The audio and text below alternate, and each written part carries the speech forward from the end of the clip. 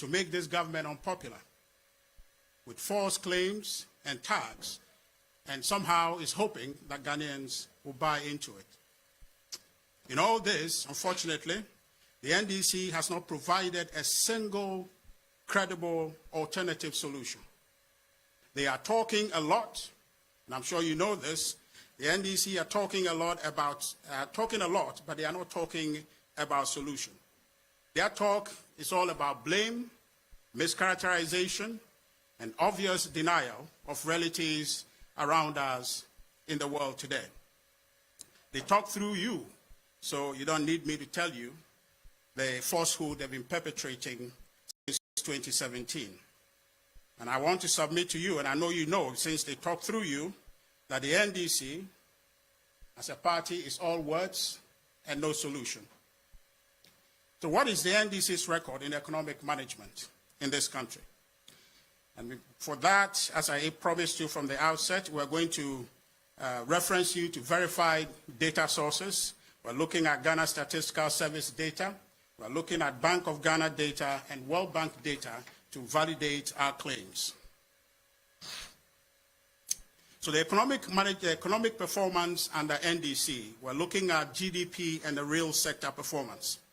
On the performance of the larger economy, which is measured in terms of GDP, the NDC supervised a perpetual decline from 2013 to 2016 in the growth of this economy. In 2013, the GDP was 7.3%. That was when former President Mahama took over from himself. The economy was 7.3% when he took over. And as we go on, we'll give you narration of where the economy was and how it's continuously declined under the NDC. So 2013, the economy stood at 7.3% when former President Mahama, who I hear is today likely to pick his nomination form to file for the flag bearership of the NDC, possibly to contest in 2024. And this is his record we're talking about. In 2014, from 7.3% GDP, former President John Dramani Mahama contracted our economy from 7.3 to 4%. In 2015, the same trajectory continued from 4% to 3.9% in 2016. When he left office, our GDP contracted from the 7.3% that he inherited, contracted to 3.7%.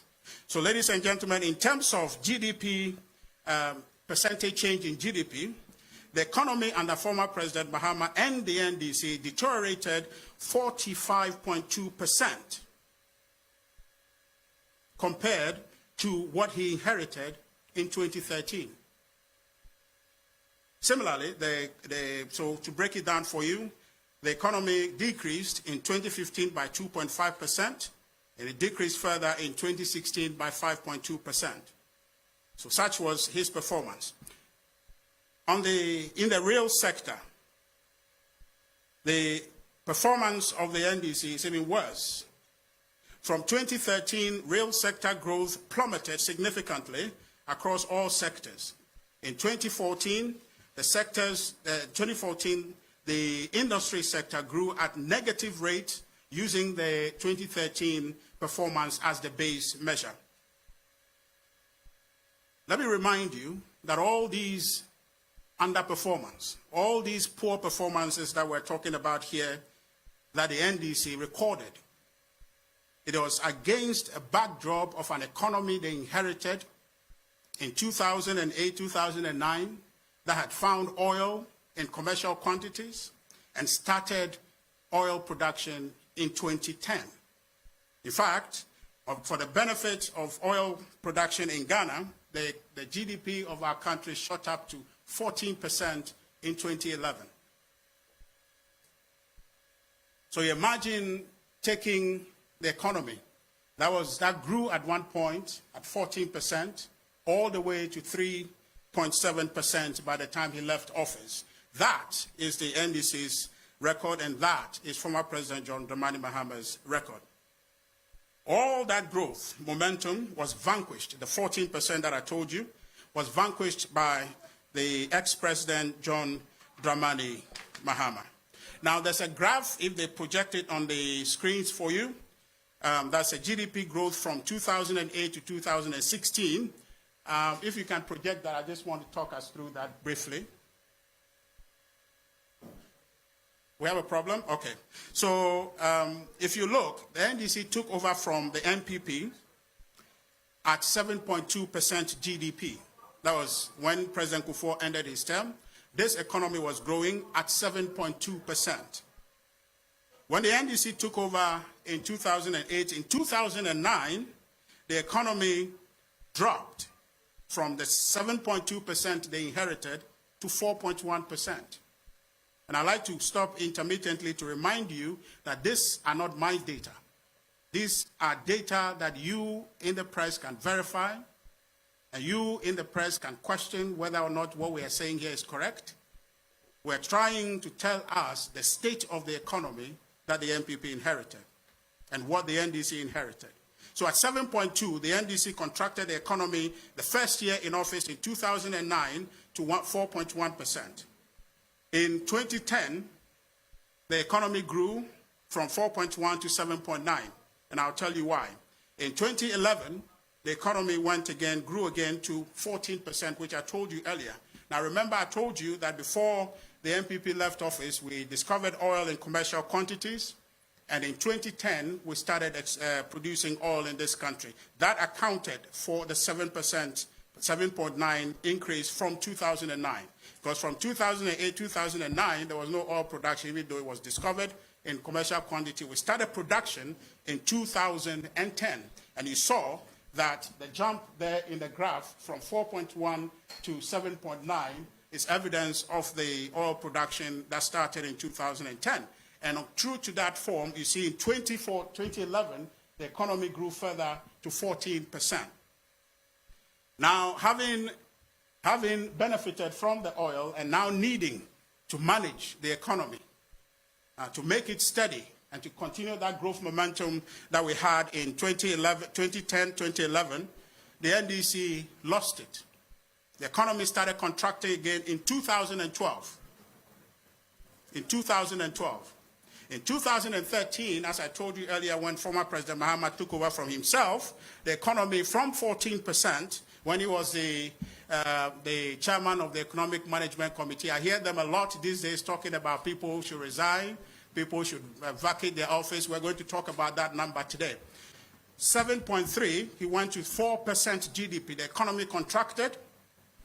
In 2015, at this point, under IMF tutelage, NDC still contracted the economy from the 4% to 3.9 and then to 3.7%, as I told you earlier, before he left office. So this is it. If you look at it, from where the economy was growing at 7%, NDC took it. If you draw a flat line, you see that whatever they inherited from President Kufuor go to the IMF, and under the IMF program, the cedi further depreciated by 16%. In 2016, it went down again by 10%. Performance under the NDC monetary sector development, we're looking at inflation at this point. In 2013, inflation stood at 13.5% when former President Mahama took over from himself. In 2014, it went to 17%. It increased. In 2015, it went to 17.7%. And in 2016, it stood at 15.4%. And this year, you look at the effect of the IMF program. So year on year, inflation, if you show the graph, it shows that the NDC is actually increasing inflation. Because if you saw, they took it from 13.5, they never reduced it. They would like to tell you about some days under former President Mills, a few years under him, to say that they had a single-digit inflation. This year is their number. I don't see any single-digit inflation here. It was 13.5, 17%, 17.7%, and 15.4%. They should, when they tell you about single-digit inflation, show them this, that this number exists. They should refer to this one too.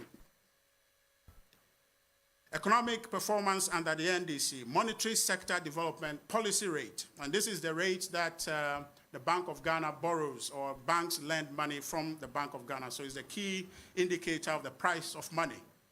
And in 2013, when former John Dramani Mahama took office, a period where everything should be fine. There was no disruption in the economic environment. He likes to go and talk about some China slowdown in production in China. That has nothing to do with us. Has nothing absolutely to do with us, but that's what he likes to use to explain their underperformance. So in 2013, 16% was the prime rate. He inherited that as a full president in 2013. Quickly, in 2014, he took it to 21%. Things were deteriorating very, very fast. And in 2015, he took it to 26%. 26%. So he had to go to the IMF. He was forced to go to the IMF. Nothing in the environment necessitated NDC going to the IMF. And so they'll tell you that we said they should go to the IMF, and we were ridiculing them and were telling them because there was evidence to the fact that they mismanaged the economy, for which reason they had to go there. There was no COVID back then. I don't know if you were here. There was no COVID.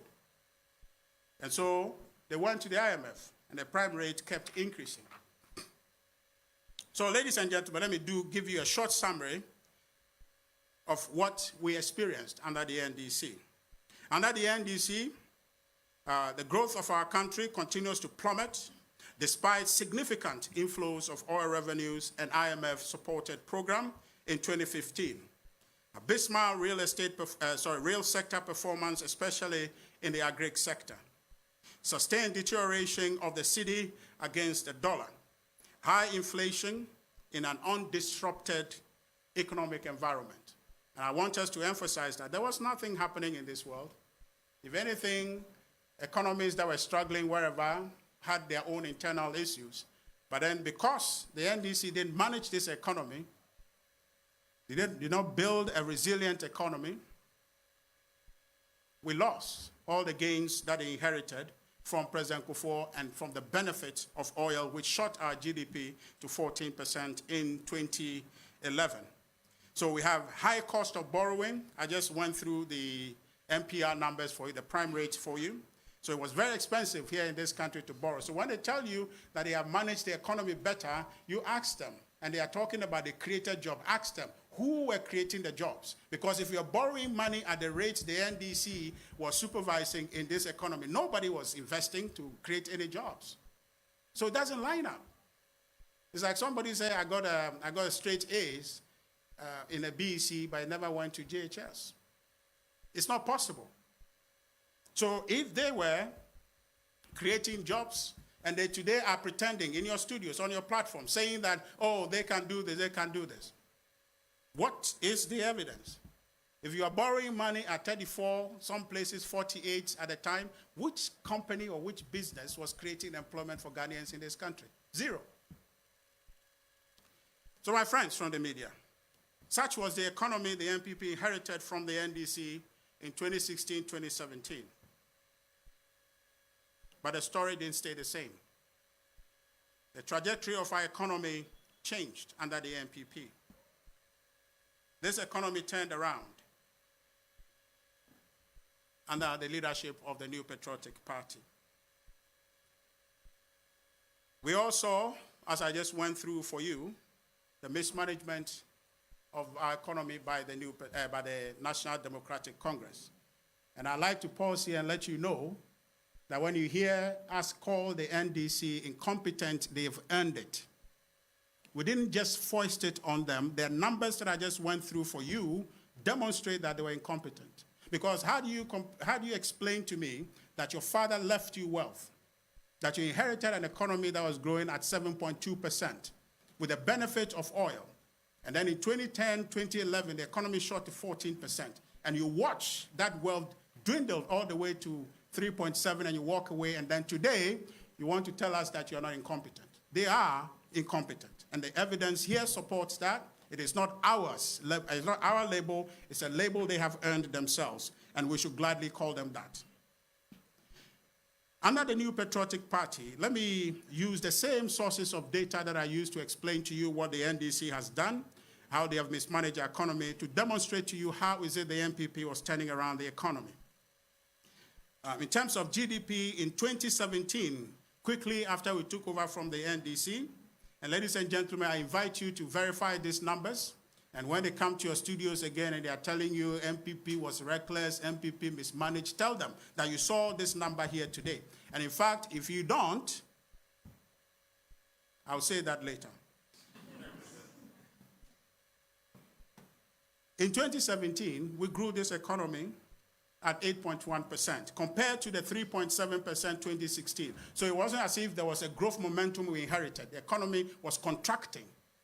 And this government, this same government, took that economy in 2017 and grew it 8.1%. In 2018, we grew the economy again 6.3%.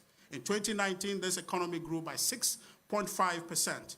And in 2020, the economy grew at 0.5%. And we'll talk about that. If you stick a paper or a pin there, we'll talk about the 0.5% growth in the economy later.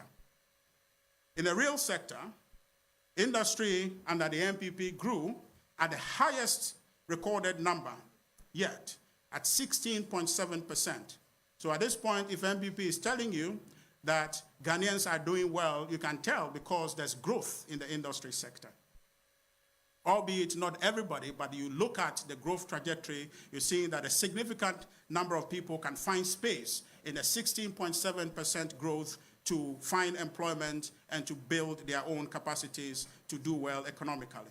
Our Greek sector grew by 8.4%, and the services sector grew by 4.3%. Industry grew under the NDC. So altogether, if you look at a 16.7%, industry grew from the very mournful 0.5% under the NDC to 16.7%. You can generously say that a 17% under MPP immediately after taking over a dwindling economy. The Greek sector also grew from the dismal 2.7% in 2016 to 8.4% in 2017. Now here, you will hear the very appreciated Planting for Food and Jobs having made some significant difference here as a policy. Friends from the media, the implication of this data, as we have just reviewed, means that under the MPP, the vulnerable in our society, the poor, and indeed the vast majority of Ghanaians fared much, much better under MPP in 2017. And here is where I like to remind you again that data is sacred. You can verify this and you will realize the truth of the matter. Okay, so there's a graph here that we have for you to demonstrate, give you a pictorial view of what is it that the performance has been under the MPP across the sectors, the economy and in the real sector. Economic performance under MPP, we are continuing. So, ladies and gentlemen, overall, the evidence we have shown you in terms of GDP growth, I think the picture is on there, you can see the imagery.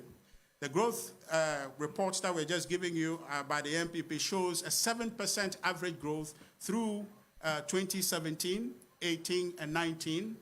3%, so 2017, 8.1, 2018, 6.3, and 2019, 6.5.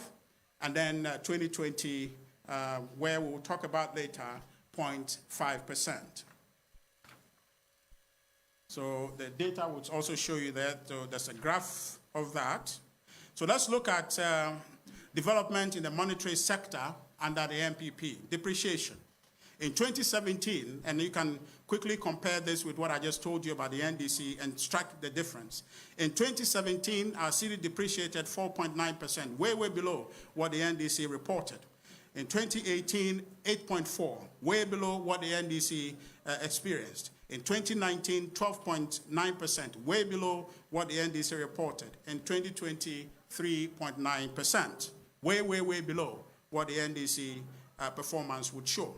The cedi performance in February 2020 was among the best in the world when it appreciated, the cedi rather appreciated by 4.7% against the US dollar. So let's look at developments in the monetary the development in the monetary policy sector, inflation. Now, in 2017, today we're talking about inflation, and it is this same government, and I will go and talk about what the situation looked like today. But when this government took over from the NDC, when inflation, their exit inflation was about 15.4%, I just showed you that. In 2017, when we came in from 15.4%, we brought it down to 11.8%.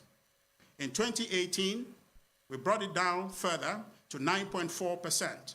In 2019, we brought inflation down to 7.9%. In 2020, it went up marginally to 10.4%. Now, this is nothing compared to what the NDC returned.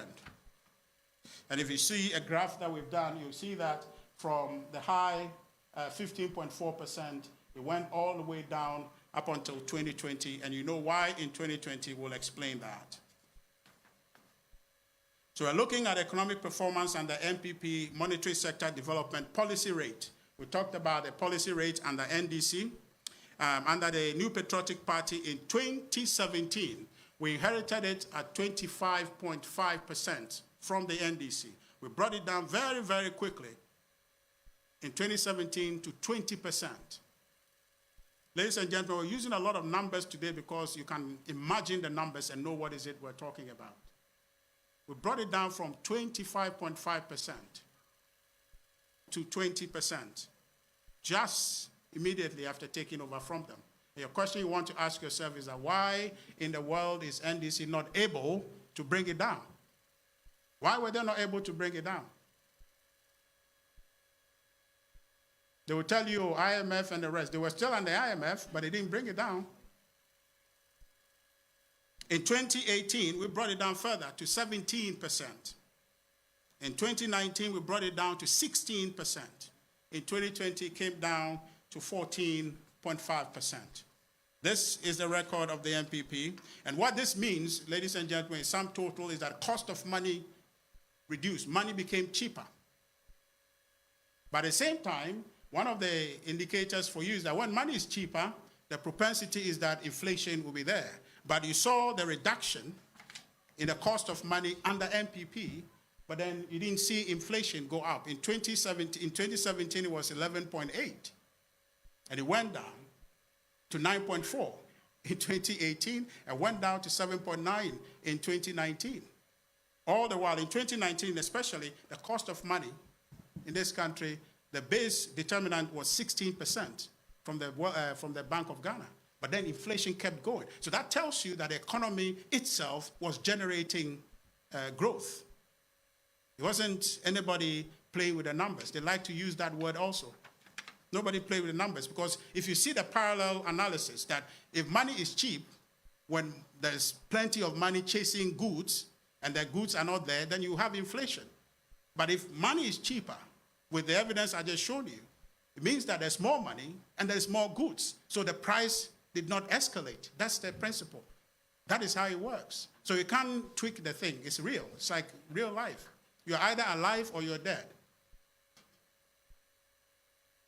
So the summary I'll tell you, and I think by now you have formed that conclusion yourselves.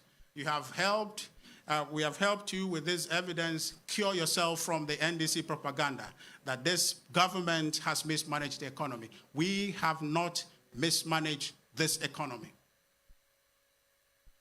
Ladies and gentlemen, this MPP government has not mismanaged this economy. Anybody who tells you that, and if you dare believe that, then you are failing to appreciate the numbers. And we have shown you the numbers. And all of us here can analyze it. We can see what 1 means, what 2 means, what 3 means. And the difference between 1 and 2, we can see it. The numbers don't lie. So under the MPP, on all fronts, our economy grew and performed well, and Ghanaians, given the real sector performance, did and fared much, much better under MPP up until the disruption in our lives by COVID-19 in this country. Let me take a minute. Also, there's a thing the NDC talk about a lot. Also about, oh, we have borrowed recklessly, and the thing about where we are now, MPP has borrowed and we have borrowed. It's not true. With all humility, it is not true.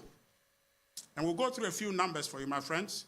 You know the NDC says this, so I'm not telling you anything strange. They say these things on your platform, so you know that they say that NPP has borrowed a lot.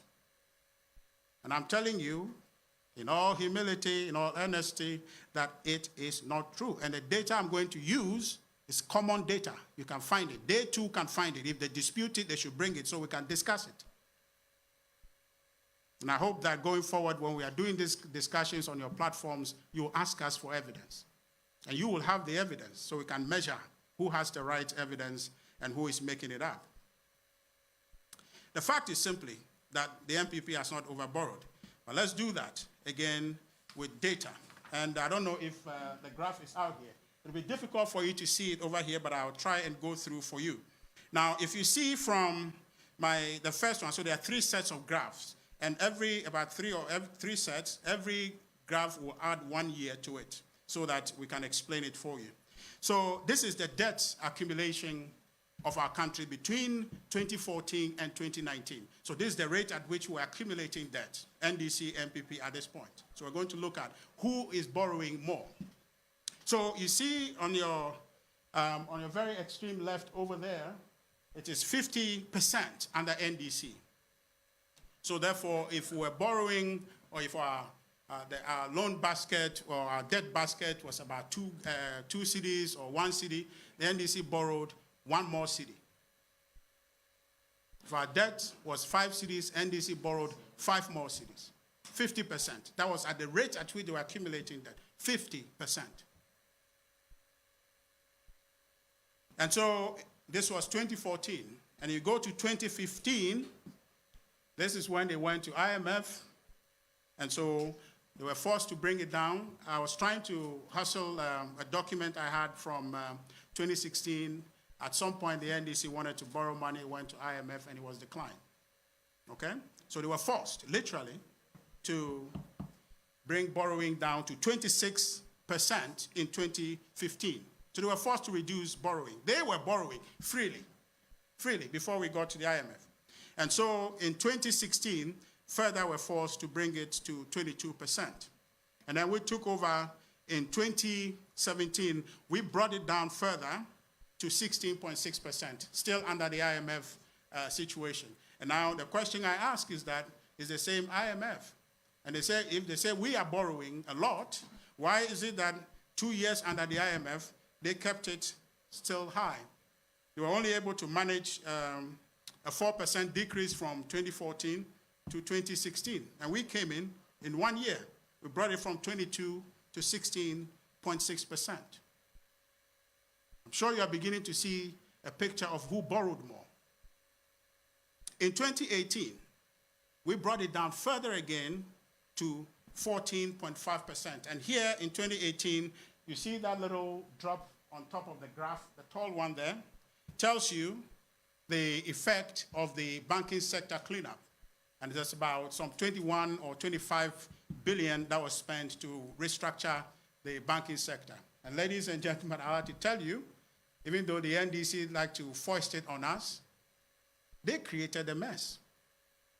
They created a mess in the banking sector because our history suggests that the banking sector was given a life by us, by former President Kufuor, taking the bold move to liberate the Bank of Ghana to regulate the affairs of the banks.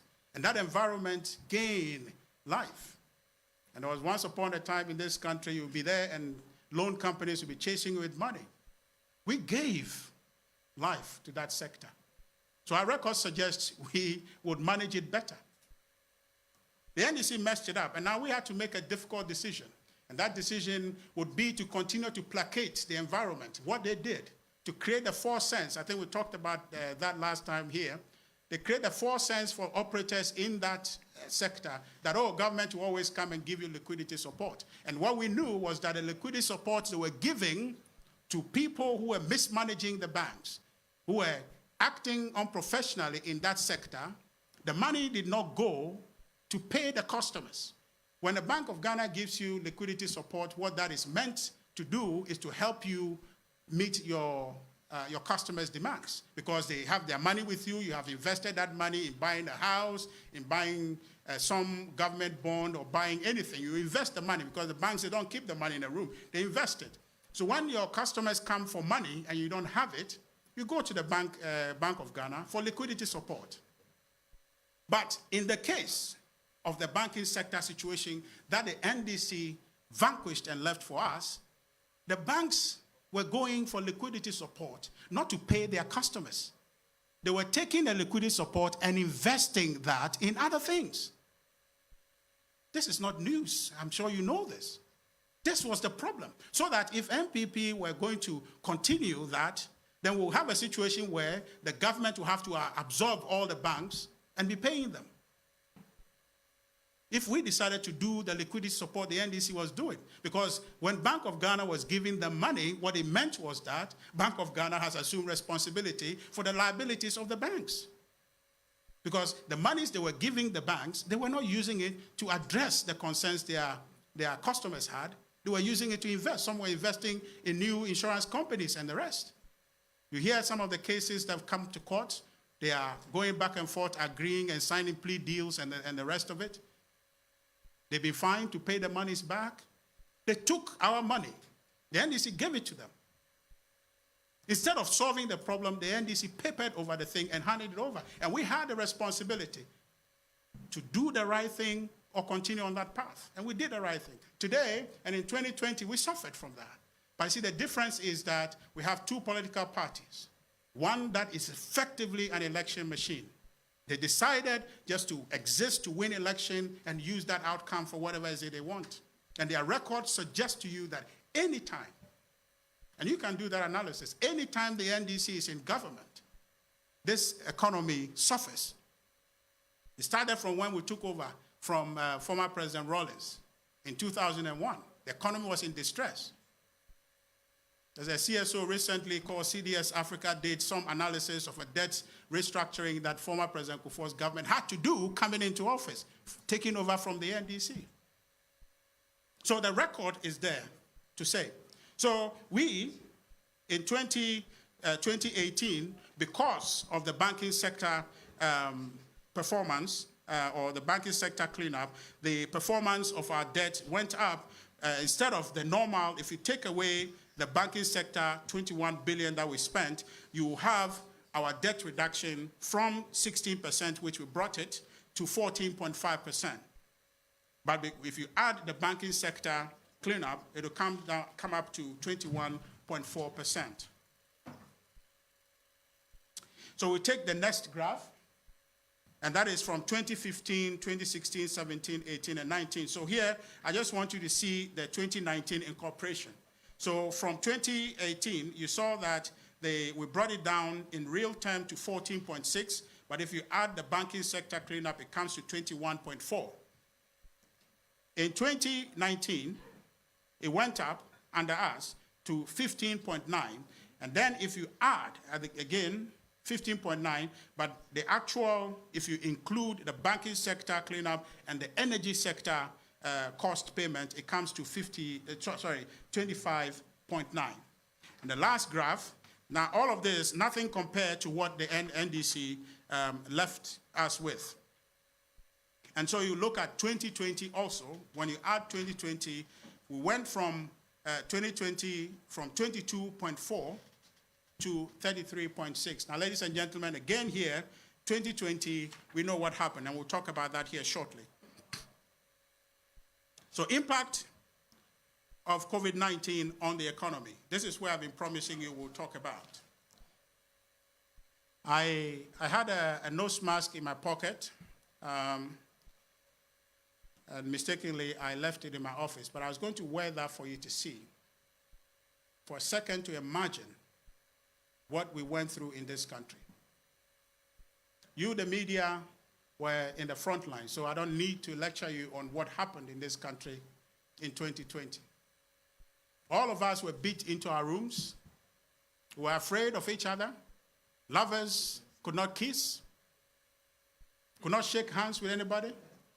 We were afraid. Everybody was afraid. I don't know any single person here who was saying that or who would say that in that time they had a good time. We were afraid. Death was staring us in the face, and the numbers were coming in on our TVs. We had a lot of time to stay at home, so everybody watched TV, so we knew what was happening. That was a time when you were driving on the street, you could go any speed you want. There was no traffic in this country. The roads were there, but there were people not on the road. That was one time in this country that you could probably say that we don't need too much roads in this country. Because you didn't need the road, you needed your house. Everybody was back in their houses. So in the midst of the impressive economic performance of the MPP government, COVID-19 pandemic struck in 2020, thereby eroding the growth momentum we achieved and the gains we accumulated.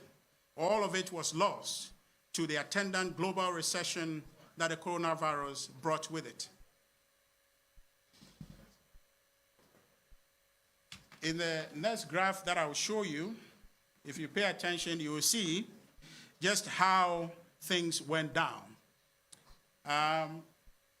The red line indicates performances in the industry sector, agri, and the services sector. And if you look, you see where we took it over in 2015, actually in 2014 it's on the line, and then when you look at the same numbers that we showed you, so we're just kind of giving you a composite image of how things play up so you can capture a mental picture of it. In 2016, in 2017, where we started growing, in 2018 we started growing, in 2019 we were growing, and you see on the line here where everything kind of converges on that. The 3 points converge on that point, and you see the red one, which is industry, went all the way down.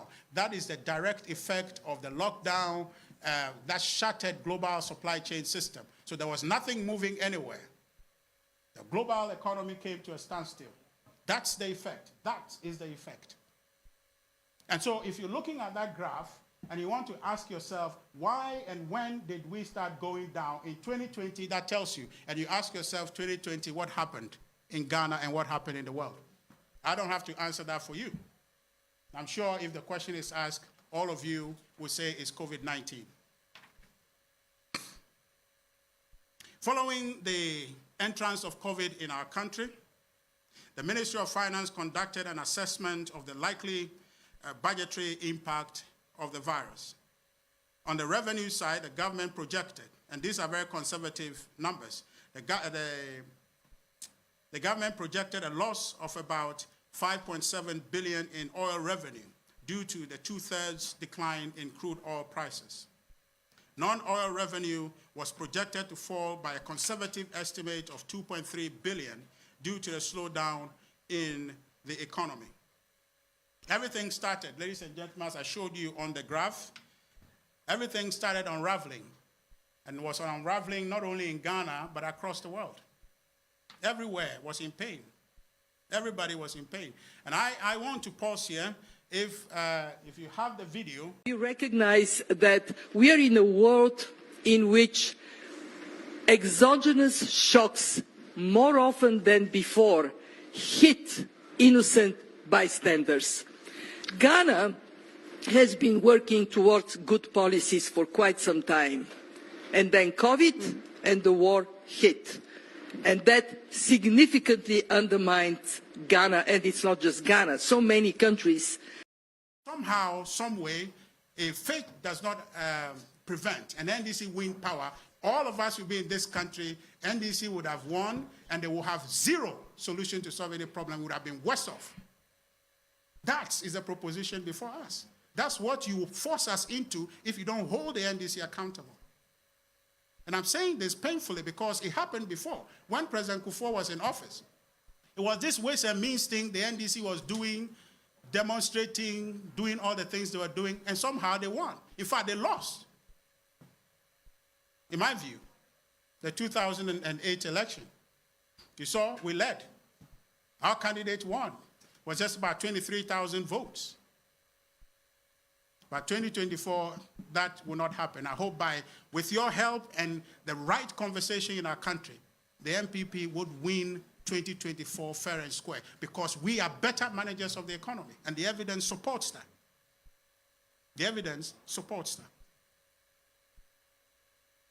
So please, my very humble plea to the media, don't allow the NDC to do ways and means anymore. Where we are as a country, we are at a juncture. That juncture forced on us by COVID-19, we want the NDC to come to the table with a solution of how we get out of it. That's what we are doing. I will talk about some of the solutions that we are putting forward. The NDC, you should force them to come. They shouldn't hide behind the obvious difficulty in the world, created not by us, to say that, oh, MPP is this, MPP is that, so they should be allowed to come. If you do that, you shortchange us, your own future, and the future of our posterity. So the initial response of this government to COVID-19. As part of measures to mitigate the effect of COVID-19 on the life and livelihoods of Ghanaians, the government implemented COVID-19 response programs, namely the National Preparedness and Response Program and the Corona Alleviation Program. The Corona Alleviation Program made provisions for various stimulus and support measures. For instance, you remember the 6 million soft loans that were given to small and medium scale enterprises. You remember the 320 million that was used to supplement healthcare workers' income. You remember the 280 million that was used to provide water and additional subsidies, food packages, and grain procurement for Ghanaians, to name just a few of the interventions. The economy bounced back briefly in 2021, recording a GDP growth of 5.4%. However, ladies and gentlemen, this growth with the underlying fiscal challenges brought on by COVID, which persisted, did not continue that growth path into 2022, and I will show you why. So as part of measures to ensure that the economy really gets back on solid footing, the government implemented or conceived the implementation of measures to plug the fiscal hole and to consolidate the growth that we achieved in 2021. And in 2021, the fourth quarter, I want to say, the fourth quarter of 2021 showed very strong growth, about 6% GDP in the fourth quarter of 2021, which demonstrates that once you achieve that momentum, you are going into 2022 on a growth path. And we'll tell you what happened. I'm sure all of you know, in the middle of February or so, Russia decided to invade Ukraine. And they will tell you that, oh, what has that got to do with anything? The same thing COVID got to do with everything. The same way. Because it's in the world. We don't live as an island. And they will tell you today that we import a lot more than we produce. So if that happens, there's a disruption in global supply chain. The things we have to sell will cost more to ship out. And the things we have to consume here will cost more to bring in. So that will increase cost. And the evidence of what we saw was that inflation started going up because food costs went up. Cost of fuel went up. And Ghana, anytime fuel costs went up, everything else goes up. So that's the fact. And they turn around and tell you that, oh, what has Russia got to do with anything? Tell them it's got everything to do with it. So the government's measure was to revise and find new revenue handles to try to address this problem. And you recall the proposal of the e-levy, the electronic transaction levy in the 2022 budget. That was designed to address the fiscal gap that was created by COVID. And I want to tell you something here, that in 2020, you didn't hear that this government could not service its debt. Everything we needed to do, even though our revenues went down, even though everything came crashing down in 2020, this government serviced and met all its obligations. So government was operating full scale at the time. All employees were paid. All employees were paid. There wasn't a single person. The lights were on. that cost money. So government was operating at full scale, even at that time. And so the fiscal gap that was created, there was an attempt to resolve that, and the e-levy was proposed as a means to do that. And as you know, the NDC refused to allow the e-levy to pass. And for the first time, the disruption in Parliament, the refusal to pass the budget, the debacle with it, and subsequently the delay in the passage of the e-levy didn't pass till sometime in May 2022. So you have a government pass a budget, but don't have the money to spend. That signaled to the market the possibility that Ghana could not take care of its liabilities. That was not because we didn't have the capacity. That was due to politics. That was due to vindictive politics of the NDC. In fact, the former minority leader, Honorable Haruna Iddrisu, is on record to have said that, to have taken credit for preventing the e-levy from passing. Now, I suggest to you, or I tell you, that credit is taking is the pain Ghanaians are going through. In other words, the NDC is taking credit when Ghanaians are in pain. I didn't say it for him, he said it. The NDC's leader, he spoke the NDC's mind at the time and said that they're happy that they obstructed the e-levy. Now, I know a lot of us had concerns about the e-levy, but the point of it is that if we want our country to develop, we have to do it. And government didn't intentionally just sat up and say we want to do e-levy to punish Ghanaians. It was a problem that came the same way that we're all forced to wear nose masks. We didn't want to. I know a lot of people who didn't want to wear nose masks. I didn't like it from the beginning, but it was a situation, and we were forced in, and everybody needed to adapt. And out of that problem, government is finding ways to come back. And we as citizens needed to participate. That was the import of the e-levy. It was a call to serve and a call for Ghanaians to respond to the challenge that were faced owing to COVID. But the NDC took pride that they didn't allow it to pass. And so that, ladies and gentlemen, created a problem. And I want to tell you briefly about some of the effects of the increase. So attendant to that, across the world, all the big economies, the US, the UK, and the rest of them, all have issues with the Russia, Ukraine, and COVID as well. Food costs started going up. Inflation across the world was increasing. And the US, just like we would do with our monetary policy, would want to increase the cost of money, which I showed you earlier, that they go hand in hand. So the US Federal Reserve increased their interest rate to control the cost of money. So they decided to increase it. And if you increase the interest rate, what you're doing is that you are increasing the cost of money. And as I showed, we discussed earlier, if you decrease the cost of money, then you are making money cheaper. It goes pari passu. So in that sense, if you increase, then you cause the cost of money to go up. So the Federal Reserve actually increased the cost of money by increasing their reserve. And what that did was that investors in our economy saw opportunity in the West. And that's just the dynamics of global investment. People would want to put their investment in safer harbors.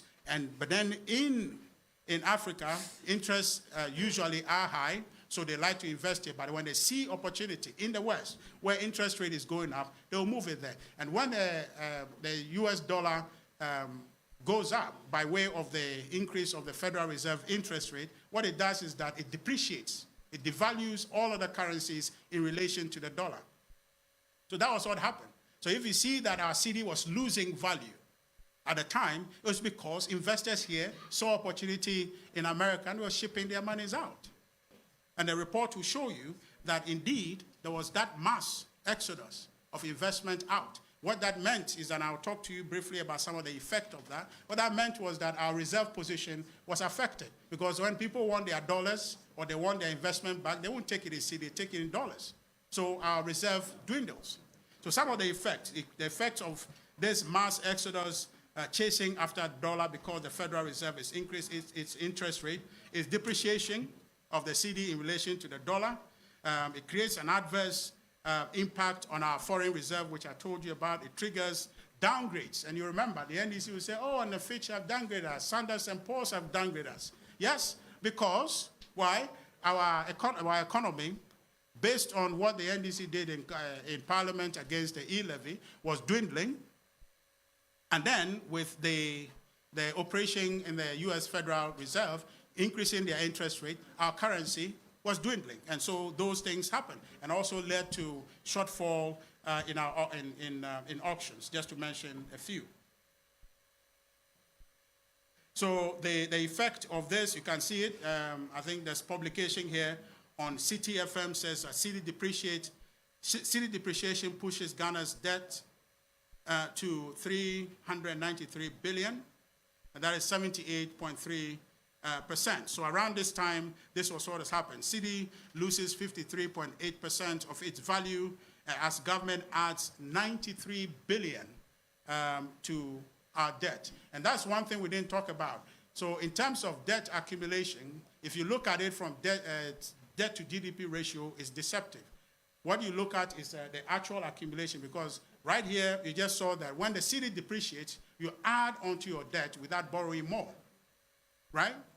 You add to the debt without borrowing more. So the report here suggests about 93 billion of our debt. Our debt went up by 93 billion without borrowing a cedi more. So ladies and gentlemen, the story is becoming very clear to you that indeed this economy was not mismanaged. The realities we're faced with is the global challenges that was brought on by COVID-19 and further on by Russia-Ukraine war. So on account of the delay of the passage of the e-levy, coupled with considerable deterioration in the domestic and external sector, the government commissioned a debt sustainability analysis, and by that found that Ghana was at high risk of debt distress. Ghana's debt actually exceeded, at a time based on the DSA, Ghana's debt exceeded about 100% of GDP, and debt service constituted about 70% of our tax revenue. So given this situation, Ghana qualified for an IMF program. And briefly, what the NDC talks about, they told us to go to IMF early. Ladies and gentlemen, you don't just wake up and say you're going to the IMF. You must have considerable deterioration in your external and internal sector. So your economy must be facing a certain level of risk before the IMF will accept you. Otherwise, everybody can wake up and say, I'm going to IMF. So what they keep telling us about, we told you to go earlier, it's not true. You have to achieve a certain level of deterioration before the IMF will even welcome you for a program. Okay, so the IMF doesn't enjoy just to have people in programs. No. So in the point where President looking forward wanted us to do the IMF program was where you reached the point where your balance of payment situation was unsustainable. Was completely unsustainable. That's the point where IMF will accept you. It's like, emergency hospital emergency rooms, we don't have endless emergency rooms, right? So you can't just say that I feel like I should be admitted on emergency. You just don't go there. You have to have a certain threshold. And ideally, Korle Bu should not be a primary hospital. So you have to be referred before you go to Korle Bu. You don't just get up and say, oh, yeah, I feel like going to Korle Bu is my choice. No, it's more or less a tertiary hospital. So you have to be referred from the bottom up. So you go to Korle Bu on referral. So you don't go to the IMF because NDC say you should go. No. You have to have a certain condition before you go there. And that condition, not only Ghana reached that because of COVID in 2020, when the president asked in July for the finance minister to explore that possibility, we had achieved that level, and the IMF was willing to support us. That's why it exists. That's the only time when you go to IMF, it makes sense, right? If you are healthy and you go to hospital, a doctor will ask you, is everything okay? Maybe you are sick somewhere you can't see. But if you are sick and you go, no doctor asks you, are you sick? Because you can see that the person is sick. But if you're not sick and you go to IMF, they ask you, why are you here? I hope you are getting the picture, because the NDC really is not helping anybody. It's not. So I want to just make a small analogy for us. So imagine that you wake up in the morning and you're coming to cover the program here, and you were standing by the roadside waiting for a ride to come here, and somebody by mistake rode his bicycle into you and you got injured. What do? Do you just decide that, oh, because this man just ran over me, I'm not going to go to work ever again. I won't stand outside and look for a car again. I'll stay in my room and get a car. Even if you stay in your room and get a ride to come and pick you, have to come outside and sit in a car. You dust up, and you fix up, and you keep going. That is the question on every Ghanaian's mind, that COVID has brought us here. How do we get out of it? And that's what this government is doing. And that's the invitation we say, extend to the NDC. Let them bring their solution on how we get out of here so we can interrogate it. So government has introduced several programs to help dig Ghana out of the doldrums we find ourselves in. A typical one I talked to you about, which underpins the IMF program that we're having now, is the post-COVID-19 program for economic growth. You saw in the budget is captioned PCPEG, to, among other things, drive Ghana's macro-fiscal path to get on a sustainable level, to restore our debt to sustainable level, and ensure the achievement of macroeconomic stability in the shortest possible time. The PCPEG will address the economic challenges of the country through fiscal consolidation, debt treatment, and structural reform. The government, through the central bank, has responded with a raft of monetary policy measures, including the bi-weekly FX Forex auction, the BDC's Forex auction, which has helped subdue the pressure on the spot Forex market. To complement the monetary policies which have been activated, the government has subsequently announced expenditure-led measures, including a 30% cut to discretionary expenditure, a moratorium on new creation of government units, a freeze on government travels, a 30% cut to salaries of the executive political appointees, among others. And ladies and gentlemen, the implementation of the gold for oil is also a critical piece in the effort to give some stability to the city. So implementation of the COVID-19 alleviation revitalization of enterprise support program, which is the Ghana Cares, programs to inject about 100 billion into the economy. Ladies and gentlemen, I think we've taken a bit of time. I would give you the full data here, but what I guess you are beginning to see is that the story is there to tell. The evidence is there to find that this government has not mismanaged the economy. If anything, the NDC is misleading Ghanaians. If anything, the NDC doesn't have an alternative.